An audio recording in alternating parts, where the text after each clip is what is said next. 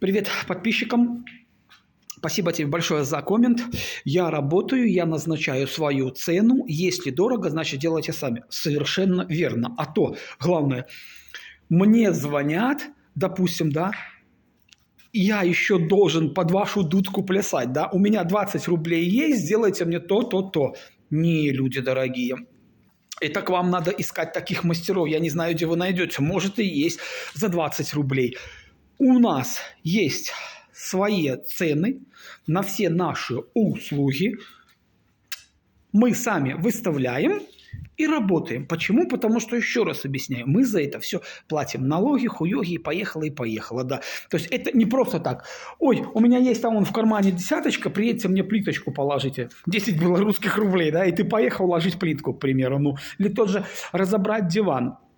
Я все, конечно, понимаю. А то разобрать диван, снести диван, за что? За 50 рублей? Да возносите его, блядь, сами. Как я раз носил, блядь, помню, у меня был заказчик с 10-го этажа, блядь. Заебался пыль глотать с этим диваном, блядь.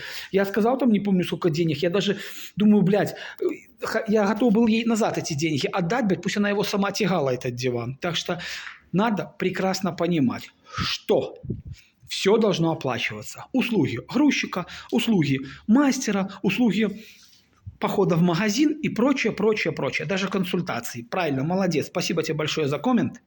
Так что как-то так.